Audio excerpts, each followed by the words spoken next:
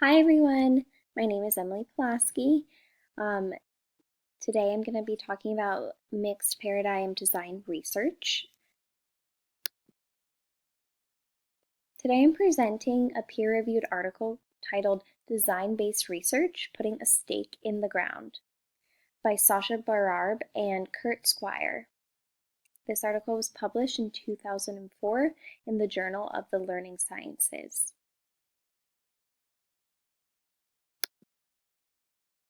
The goal of this article was to establish design-based research as a legitimate and rigorous methodology that bridges educational theory and classroom practice.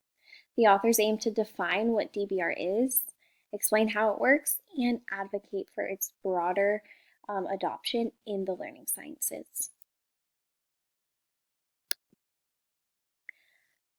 The goal of this article was to establish design-based research as a credible and rigorous methodology in education. Bararb and Squire describe how DBR supports both practical classroom environments and theoretical insights. Instead of controlled experiments, DBR allows researchers to work alongside teachers to design and test and then refine real solutions in real classrooms.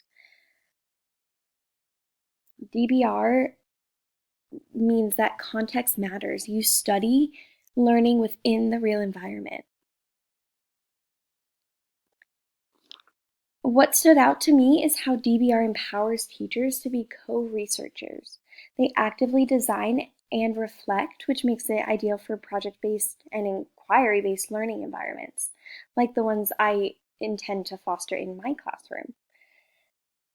One of the most important takeaways from this article is how design-based research differs from traditional research. In traditional methods, the goal is to test a hypothesis in a controlled setting and isolate variables. Participants are often subjects, and the results aim to be generalized. But in contrast, DBR happens in real classrooms where teachers and students are collaborators in the process. Researchers test a design, collect data, revise the design, and then they repeat this. The back and forth approach lets educators adapt to the complexities of classroom life while still producing meaningful research findings. The goal isn't just theory, but also it creates tools and practices that actually work for real teachers and students. This article really spoke to me because I believe classrooms should be innovative and responsive. I want to use project-based learning in ELA, and DBR gives a framework for adapting my practice based on what actually works for students.